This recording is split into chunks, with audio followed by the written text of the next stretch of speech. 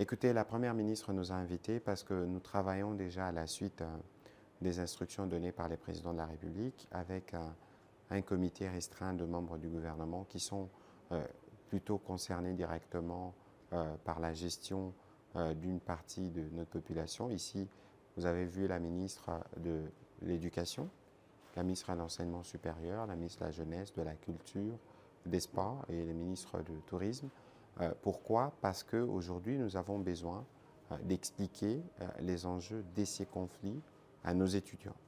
Nous avons besoin que nos enfants comprennent la problématique de la guerre actuelle. Nous avons besoin que nos sportifs s'impliquent.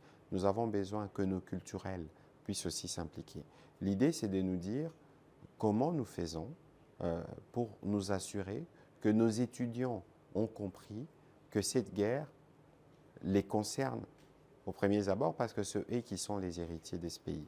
Comment on s'assure que nos élèves, dès leur bas âge, commencent à comprendre l'essence de ces conflits qui durent 30 ans? Parce qu'au début de ces conflits, ceux qui naissaient à l'époque, aujourd'hui, ont fini l'université. Et donc, c'est de nous dire aujourd'hui comment on se prépare pour aujourd'hui et pour demain en termes de stratégie, de compréhension, parce que cette guerre, en réalité, c'est, comme nous le disons, ce n'est pas la guerre du président de la République, ni la guerre du gouvernement.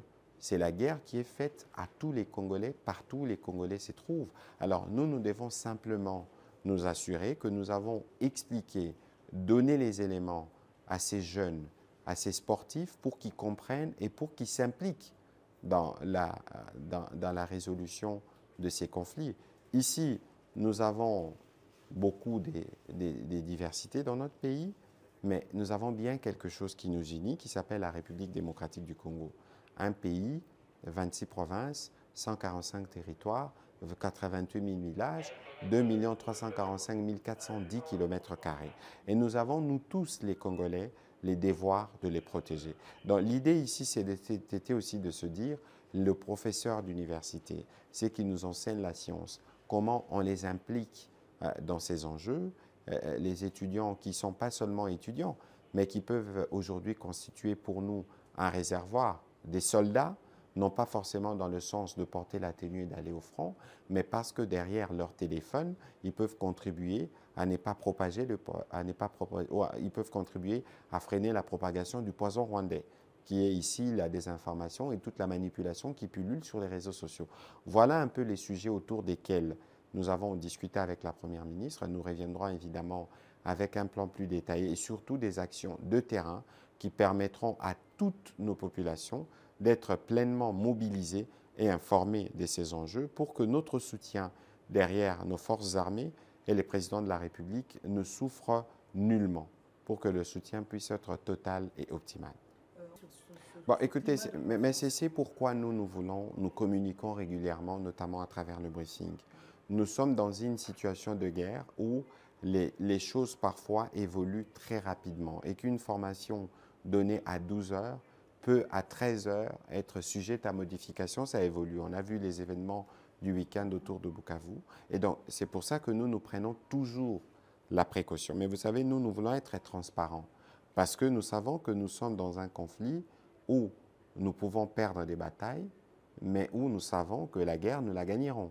Et donc, il faut considérer qu'il y a justement cette nécessité pour nous de nous assurer que nous donnons les bonnes informations, mais bien au-delà de la nature des informations qu'on peut partager, ce qui est primordial aujourd'hui pour les jeunes, c'est de savoir qu'ils doivent se mobiliser. Ils doivent se mobiliser parce que c'est une guerre qui est faite à tous les Congolais en même temps.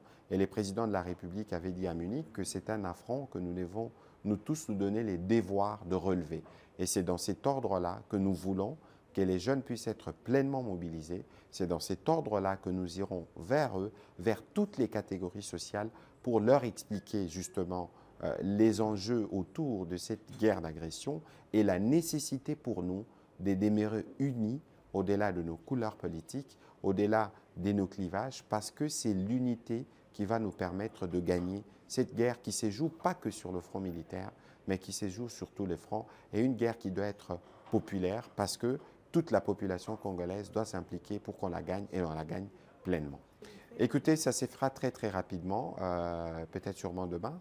pour que tout ce que nous sommes en train de dire s'efface déjà sur terrain de manière plus coordonnée. Parce qu'il y a des actions qui se font déjà, mais ici, l'idée, c'est de nous assurer que tout s'est fait dans un cadre commun pour être sûr que nous donnons aussi, comme gouvernement, une réponse unie avec des activités transversales avec les différents membres du gouvernement concernés. Ce n'est pas simplement ceux qui étaient dans la salle. Il y a évidemment d'autres programmes qui sont conçus pour impliquer d'autres membres du gouvernement, par exemple à l'instar du ministre de Mines, parce que nous savons que c'est une guerre qui est faite pour de ressources. Là aussi, il y a des choses à dire pour permettre à notre opinion d'être pleinement au courant.